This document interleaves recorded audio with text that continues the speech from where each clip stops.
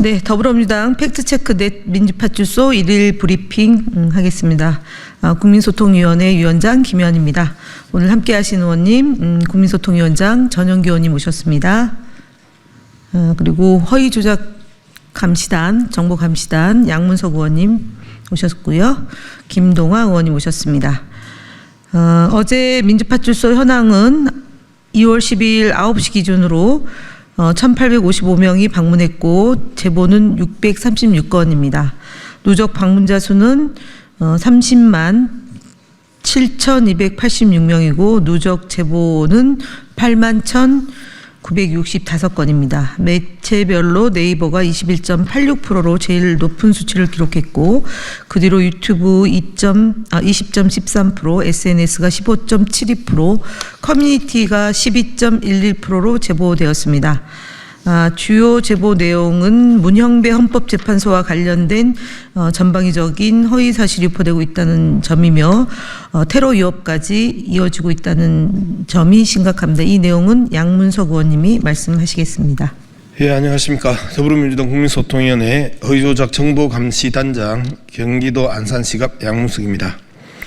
문형배 헌법재판관을 겨냥한 허위사실과 비방이 집중적으로 신고되고 있습니다. 현재 그 커뮤니티를 중심으로 문형배 재판관의 개인정보가 유출되었으며 휴대폰 문자 및 전화 테러가 자행되고 있습니다. 정말 이 부분 심각한데요. 아동 성착취 사이트에 문형배 재판관이 댓글을 달았다는 등의 정말 이제는 막가는 그러한 이 가짜 뉴스와 조작된 정보가 살포되고 있다는 부분에 대해서 정말 심각하게 긴장해야 되고 심각하게 저희들은 바라보고 있습니다. 뿐만 아니라 조직적인 인신공격과 허위 조작 정보 살포가 극우 커뮤니티에서 급격하게 확산되고 있습니다. 이런 악의적이고 조직적인 범죄 행위는 국힘 지도부가 앞장서서 부추긴 결과라고 저희는 보고 있습니다. 국힘 권성동 원내대표는 문형배 헌법재판관이 이재명 대표의 모친상에 조문했다는 허위조작 정보를 살포하였다가 사과하기도 했고, 그리고 사과 자체가 진정성을 담지 않고 뭐 그럴 수도 있지 수준의 행태들이 계속해서 이러한 암세포들을 확산하고 있다. 저희들은 그렇게 봅니다. 특히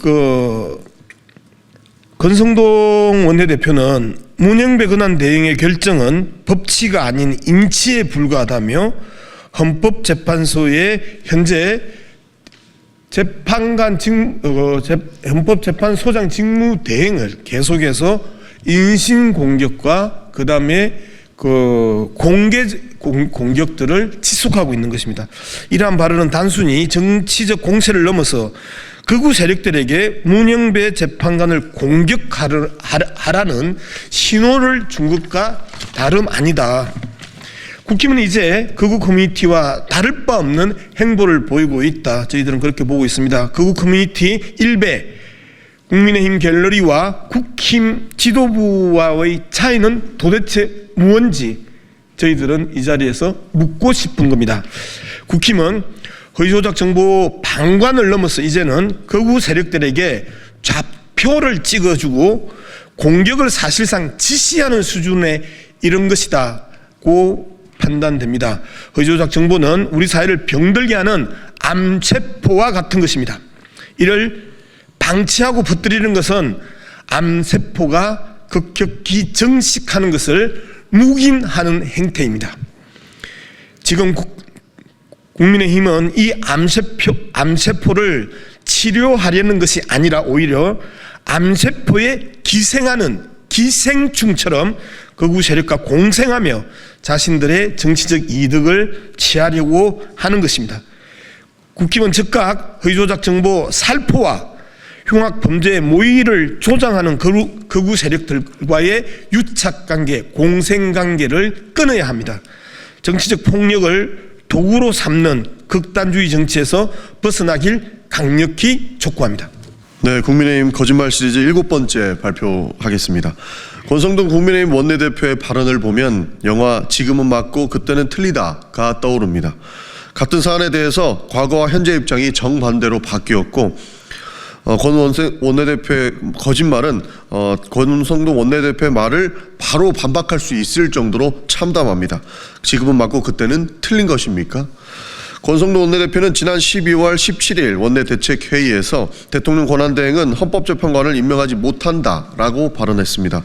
그러나 이는 명백한 거짓말입니다. 그리고 말바꾸기입니다.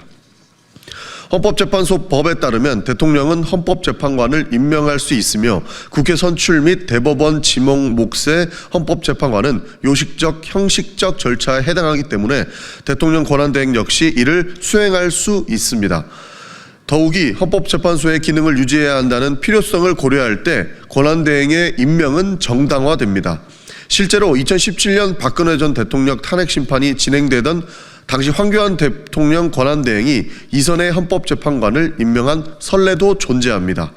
그런데 흥미로운 점은 권 원내대표가 같은 문제에 대해 2017년에는 정반대의 입장을 보였다라는 것입니다. 당시 권 원내대표는 박근혜 전 대통령 탄핵 심판 선고 기일이 확정되기 전인 2017년 2월 1일 퇴임을 앞둔 이정미 헌법재판관 후임 절차에 대해 이렇게 말했습니다. 이 재판관 후임을 대법원장이 지명하고 황교안 권한대행이 임명하는 절차를 지금부터 밟아야 한다. 즉 탄핵 심판이 진행 중인 상황에서도 대통령 권한대행이 헌법재판관을 임명할 수 있다고 주장한 것입니다.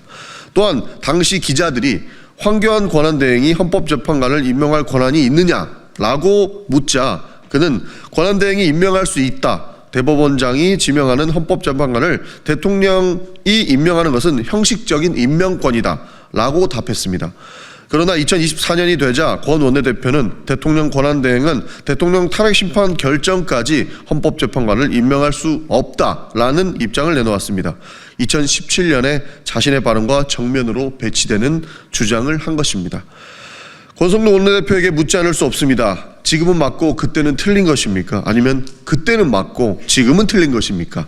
이런 태도야말로 국민을 기만하는 정치 행태의 전형이라고 할 수 있습니다. 자신의 말조차 신뢰할 수 없는 정치인의 주장, 국민이 어떻게 믿을 수 있겠습니까? 국민의힘은 허위 주장을 중단하고 사실과 법리에 기반한 논의를 이어가야 합니다. 무엇보다도 과거의 발언과 현재의 입장이 모순된다면 그에 대한 책임 있는 설명과 반성이 필요합니다. 국민을 기만하는 말바꾸기식 정치가 아니라 최소한의 진정성과 일관성을 갖춘 태도를 보이길 바랍니다. 감사합니다.